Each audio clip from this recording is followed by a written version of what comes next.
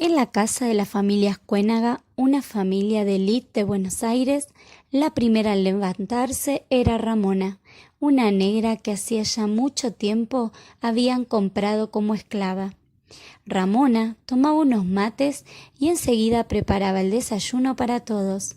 En esa casa, además de los Ascuénaga, vivían otros parientes, hermanos, primos, abuelos, eran un montón. Don Fernando, el padre de la casa, enseguida se vestía con la ropa que cosía su propia mujer, tomaba el bastón, su galera y salía para encontrarse en el café con otros hombres importantes, donde conversaban de negocios y política. En esos cafés las mujeres tenían la entrada prohibida. En 1810, solos los hombres tomaban decisiones importantes.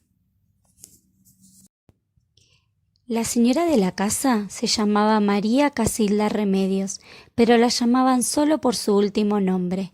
Ella se ocupaba de los quehaceres del hogar y de la educación de sus hijos, José María y Catalina. Remedios se había casado muy joven con don Fernando. Sus padres le habían elegido este marido para ella y desde el día de su casamiento estaba mucho tiempo en su casa, cosiendo, bordando y preparando a su niña para que se convirtiera en una buena esposa. Cuando llegaba la hora del almuerzo, todos se reunían alrededor de la mesa y saboreaban las delicias que cocinaba Ramona.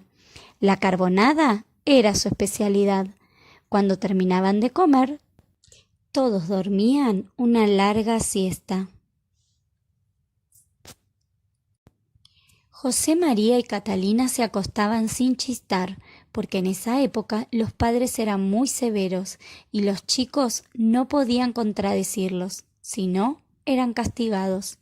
José María, a pesar de ser chico, trabajaba la mayor parte del tiempo con su papá y también iba a la escuela, donde aprendía a leer y a escribir. Catalina, en cambio, iba al convento, un lugar donde las monjas le enseñaban a rezar, y después volvía a su hogar para seguir las cosas que todas las niñas de bien tenían que saber hacer. A ella le encantaba zurcir.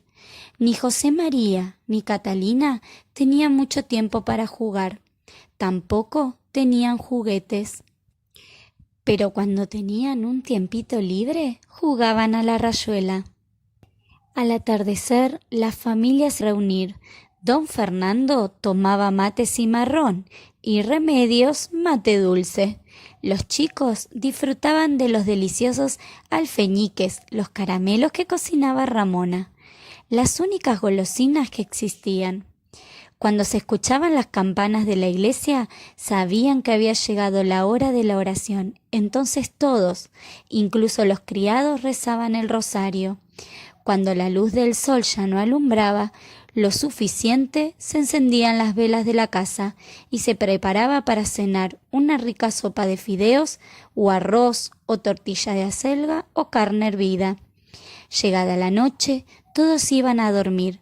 A veces escuchaban música de alguna tertulia vecina y esperaban que el piano terminara para poder conciliar el sueño.